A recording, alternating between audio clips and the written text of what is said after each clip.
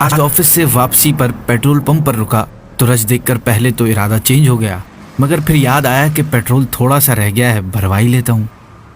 Bike سواروں کی کئی بے ترتیب لائنوں میں کافی تگ و دو کے بعد جیسے تیسے جگہ بنا کر ایک لائن میں لگی گیا۔ 2 پیٹرول بھرنے والے بندے کھڑے تھے، ایک کا کام پیسے لینا اور دوسرے کا پیٹرول ڈالنا تھا۔ اب میری باری آئی تو میں پیٹرول مشین کے میٹر پر دیکھ رہا تھا کہ کتنا پیٹرول جا رہا ہے، لیکن جیسے ہی اس نے پیٹرول ڈالنا شروع کیا، پیسے لینے والے نے مجھ سے پیسے مانگنا شروع کر دیے۔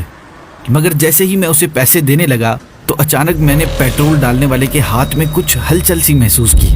جب میں نے نظر ڈالی تو کیا دیکھتا ہوں کہ پیٹرول ڈالنے والے کا ہاتھ میٹر کی طرف ہے۔ مجھے دیکھ کر اس نے اپنے ہاتھ کو روک لیا اور مسکرانے لگا اور بولا کہ چلیں، بھر گیا۔ میں پریشان تھا کہ آج کافی تیزی سے بھر گیا، اتنی جلدی تو نہیں بھرتا پیٹرول۔ مجھے یقین ہو گیا کہ کوئی دھوکہ ہوا ہے میرے ساتھ، لیکن ان کے خلاف کوئی ثبوت نہ ہونے کی وجہ سے میں بے بسی میں اپنی بائک کو آگے بڑھانے لگا تو اچانک پیٹرول ڈالنے والے نے میرا مذہبی حلیہ دیکھ کر پوچھنے لگا، حافظ قرآن ہو؟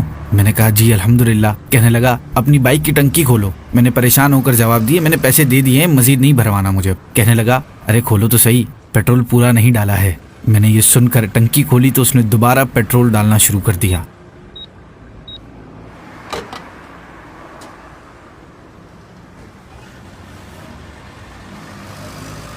اس بار پیٹرول بھرنے میں وقت بھی زیادہ لگا۔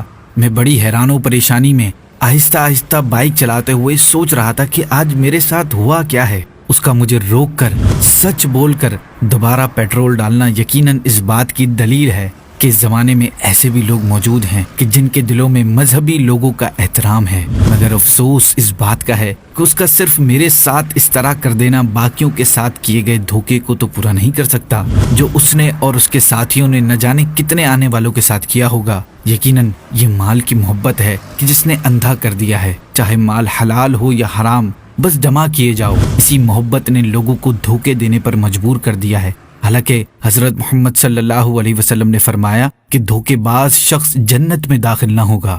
ہر مسلمان کی یہ خواہش ہوتی ہے کہ اس کا آخری ٹھکانہ جنت ہو، لیکن دھوکہ دینے والے تو جہنم کے راستے پر چل رہے ہیں۔